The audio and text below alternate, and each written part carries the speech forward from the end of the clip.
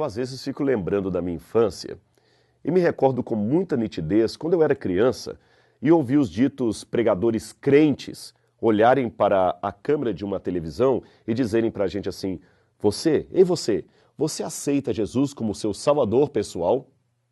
Naquele tempo, eu, por alguma razão, gostava de ouvir esses pregadores crentes, pregadores como Jim Swaggart, da Igreja Assembleia de Deus, ou Rex Humbard, da Igreja Batista. Eu digo que gostava por alguma razão, porque naquele tempo eu não era membro de nenhuma igreja evangélica, eu apenas os conhecia como aqueles crentes, todo mundo chamava de crentes. Mas, de qualquer maneira, como eu disse, eu gostava de ouvi-los. Hoje eu sou também um crente, sou adventista do sétimo dia. No entanto, eu tenho observado que houve uma mudança muito significativa no apelo que muitos pregadores fazem, especialmente os pregadores de televisão. Muitos dizem para eu aceitar Jesus não como meu salvador pessoal, pelo contrário. A maioria parece insistir para que eu aceite a Jesus se eu tiver problemas financeiros. Eles querem que eu aceite a Jesus se eu tiver problemas emocionais. Eles querem que eu aceite Jesus se eu estou com problemas financeiros na minha conta corrente. Então insinuam participações em cultos para depois disso darem depoimentos de curas, de recuperação de empresa, de carro. Fala-se muito em problemas de doença, dinheiro, emoção, mas não se fala mais em pecado, salvação, santificação. O que aconteceu? Eu percebo que foi uma mudança muito radical, que pode ser vista em muitos púlpitos cristãos. Já dizia o velho apóstolo Paulo, citando o Antigo Testamento: hoje, se ouvirdes a sua voz, não endureçais os vossos corações, Hebreus 3, versículo 15. Mas, já que demonstrei saudosismo dos tempos em que os pregadores insistiam para eu aceitar a Jesus como meu salvador pessoal e não como meu consultor de negócios, eu ainda faço uma pergunta hoje. O que significa, naquele tempo ou hoje, aceitar a Jesus? Essa pergunta é muito importante porque algumas expressões religiosas não são tão claras como gostaríamos que fossem.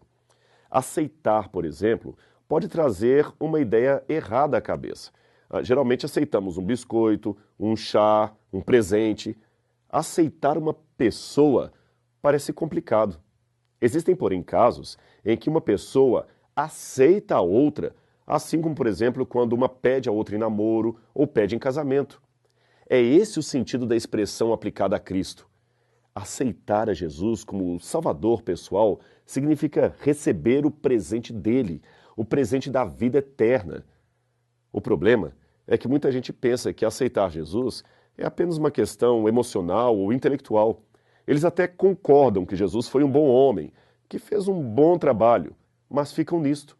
Não se sentem motivados a segui-lo, não se sentem motivados a serem transformados por sua graça. Isto, meu amigo, não é ser convertido, mas sim convencido a respeito de Deus. Tal ideia de religião não leva a nada. Quem aceita Jesus, em primeiro lugar, é transformado por ele. Em segundo, aceita andar em acordo com a sua santa vontade. Mas não se torna perfeito da noite para o dia. Ninguém consegue atingir a perfeição assim, num estalo. Esta pessoa que aceita Jesus ainda cometerá falhas. A diferença é que a graça de Cristo vai aos poucos nos moldando e dando poder para vencer a tentação e o pecado. Afinal de contas, Ele, Jesus, sabe que não podemos brincar de ser cristãos. E aqueles que aceitam a Cristo têm o mesmo sentimento. Não posso brincar com a salvação que o meu Senhor me deu. Assim, aqueles que aceitam a Jesus genuinamente têm duas coisas em sua mente.